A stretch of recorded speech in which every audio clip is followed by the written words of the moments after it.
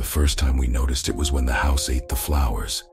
It was a little bouquet of peonies that Aaron's mom had picked from her garden. We left them out in a vase overnight, and when we woke in the morning, they were gone. "I never brought you flowers," she told us. The kids didn't remember either. Only Aaron and I had any memory of the moment where she burst in the front door holding them, welcoming us to our new home. The house's appetite soon became obvious. Anything that could be consumed disappeared in rapid time. Meat from the butcher never lasted overnight in the fridge. Vegetables rotted in a matter of hours and then disappeared entirely. Even the wood furniture decayed faster than usual, breaking down in a matter of months. Every time it happened, Aaron and I would exchange a knowing glance, even as the children denied we'd even been grocery shopping the day before, or that the dining room table had ever existed. I was afraid, of course. I wondered if I'd wake one morning to find myself missing a limb, or one of the children gone. Aaron tried to reassure me. Living things were unaffected. He and I were healthier than ever. Even our kindergartner, Grace, barely ever got sick. Our older boy, Derek, was healthy as a horse and acing second grade. Even our white lab, King, seemed extra sprightly, though he was getting on in years. "We should leave," I told Aaron. "We don't know what it's capable of. It's clearly some kind of curse. Who knows when it'll come for us?" "You're probably right," he said. He was always trying to make me happy. And so for a while we diligently watched Zillow for other houses. This was during the tail end of COVID though, and we'd bought the dip. Everything was getting more expensive, especially when you factored in the new interest rates. Every day, a move felt farther away, and then King died. We should have seen it coming. He'd been a step slow on his walks, and he hadn't pooped in 2 or 3 days. Finally, he made some kind of retching sound that woke us up in the middle of the night. We went downstairs to find him dead in the middle of the living room. "We'll take care of it in the morning," Aaron told me, hugging me close. King had been mine even before we got married. I held him one last time, saying goodbye. By the time we woke the next day, he was gone. Grace and Derek ran around the yard happily as Aaron made pancakes, and I looked out at the ocean with a 1,000-yard stare. After a few minutes, Derek ran up to me and handed me a chew toy. "Look," he said.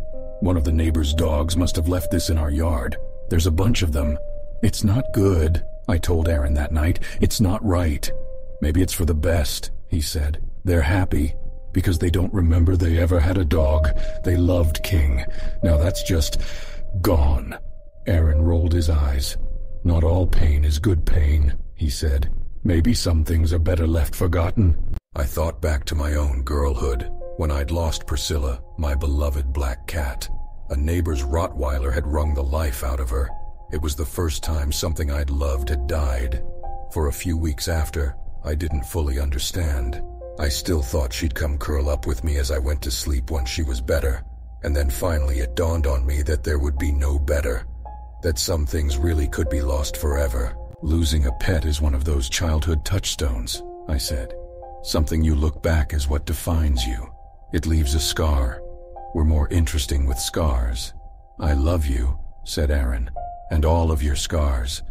But no one goes out looking to get one on purpose. If we can protect the kids, we should, right?" "Right," I said, curling up next to him, too tired to argue. "Who owned the place before you?" asked my sister Amy. One day when I had her over for a glass of wine, I had told her everything. But when I tried to offer proof by leaving a small spill of wine on the ground, it didn't disappear. The house liked to keep its secrets. AMU had a little boy named Carter, a second grader just like Derek, and while we sipped our Chardonnay, we watched the two of them running in the grass, occasionally wailing on each other with foam swords. "Some old lady sold it to us," I said. "No family. She was downsizing." "Huh," she said. "Isn't downsizing for people whose kids go off to college? Sounds like she never had a family to begin with." I thought about that for a few seconds. Now that Amy mentioned it, it did seem strange that the seller had called it downsizing. I was about to follow up when we got interrupted breaking up a fight, and by the time we got back to socializing, I'd completely forgotten our train of conversation. "Do you think the house messes with the taste of the wine?" I asked. "Like, Does it taste more like vinegar to you? I don't mind a little age, she said. Plus, I think you're fucking crazy anyway. I knew you wouldn't believe me, I said. Oh no, I totally believe you about the house, she said. I just also happen to think you're fucking crazy. After Amy left, I remembered her offhand complaint about the previous owner, and I got to thinking, what if the woman did have a family at some point? And what if they died in the house? Would they also have been erased? Did the woman even remember? I couldn't sleep as the questions bounced around my mind, until finally I got up and headed down to the kitchen. I tried to find a slice of cake from earlier in the fridge, but it was long gone, paper plate and all. The kitchen was amazingly sterile. Little spills of milk or juice disappeared almost right away. Crumbs, too. You probably could have done surgery on the counter. Then I headed to my office and dug up the previous owner's information. She was named Pamela Chung, and she'd owned the house for over 50 years, living there all by herself. Not knowing quite what to say, I drafted a quick email, asking if she'd be available to grab coffee and talk over some of the house's quirks. Since it was around 3 in the morning, I wasn't expecting a reply for a few hours. Days, maybe. But Pamela wrote back right away, inviting me to her new apartment the next morning. Pamela's apartment was kind of a wreck. It wasn't like something out of Hoarders exactly, but there were plenty of dirty dishes scattered around on bookshelves and end tables, and the whole place smelled vaguely of soup. You'll have to excuse my housekeeping, Pamela apologized as I swept some crumbs to the side before sitting on the couch. I'm afraid 50 years in that house spoiled me as a cleaner. I do make an excellent cup of coffee, though. Interested? I nodded and she headed to the kitchen. There was something oddly comforting about the untidiness of the place.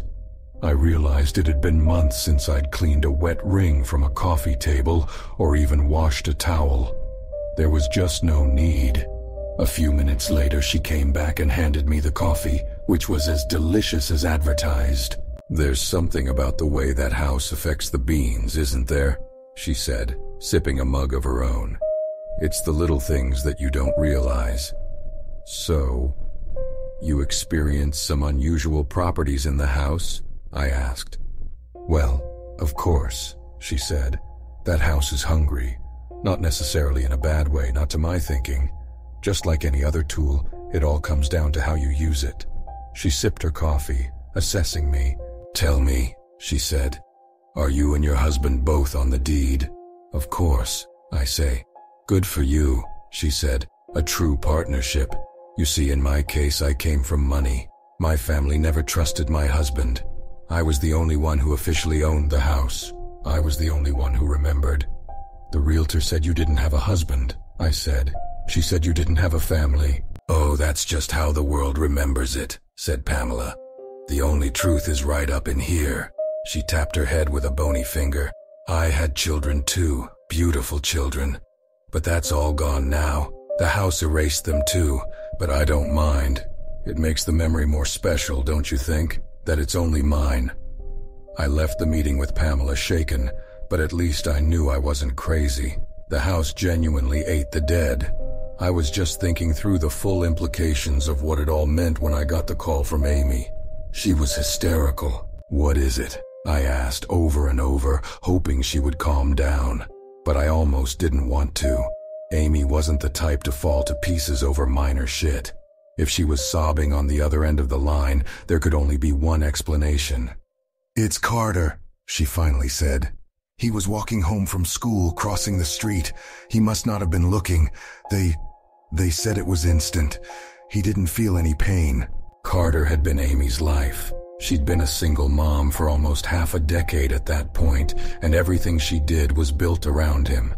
Aaron and I tried to support her as she dealt with all of the arrangements, funeral, contacting relatives, arranging the cremation.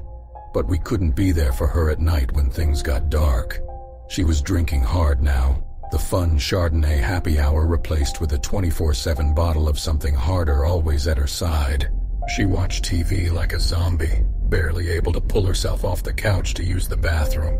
All the while, Carter's urn stood watching her from the mantel, his name etched on the side, a constant reminder of his absence.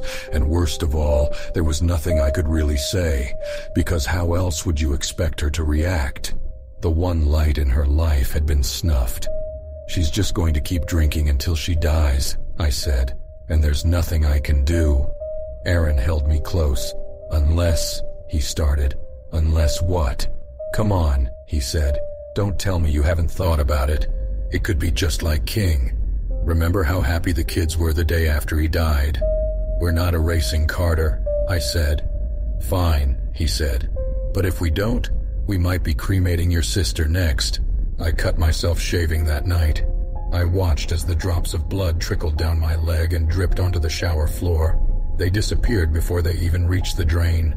I imagined dying in this house, the speed at which my body would decay and disappear. I thought of my children playing happily in the morning, oblivious to the fact that they'd ever had a mother. And for the first time, I truly began to fear the house. Yes, it was a tool, just as Pamela had said, but it was a dangerous one, offering the potential for a kind of erasure worse than death. And I found myself shaking, despite the hot water all around me, praying I'd die somewhere far from that house. But despite it all, I wasn't ready to leave, just yet. There was still a use for this tool, no matter how dangerous. "Get up," I told Amy a few days later. "I know you don't want to, but you have to." "No," she said weakly, her eyes never leaving the TV. "I'm serious," I said. "You need some fucking daylight. It's starting to stink in here. You're never going to feel better if you just keep doing this." "Why would I want to feel better?" she asked, an edge in her voice. "Why would I possibly want that?" "You're right," I said, tears springing to my eyes. "You're right." After she passed out that night, I tucked her under a blanket and grabbed Carter's urn as I left her house. Back at home, Aaron hugged me when he saw me walk in, urn in hand. "You're doing the right thing," he said. "You're saving her." There were certain places in the house where it seemed to eat things quicker. We called them hot spots. The kitchen was one, the bathroom was another, but nothing beat the basement. Anything down there tended to disappear in minutes. We'd once seen it devour a pizza in less than half an hour.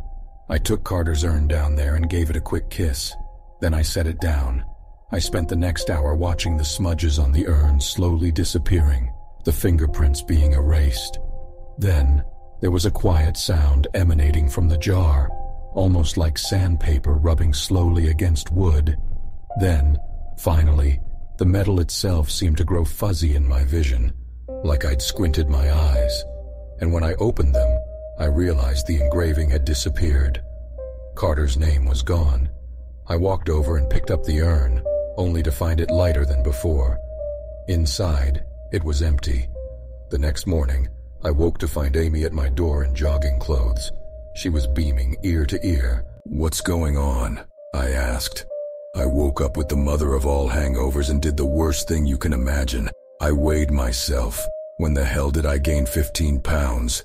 Well, meet the new healthy Amy.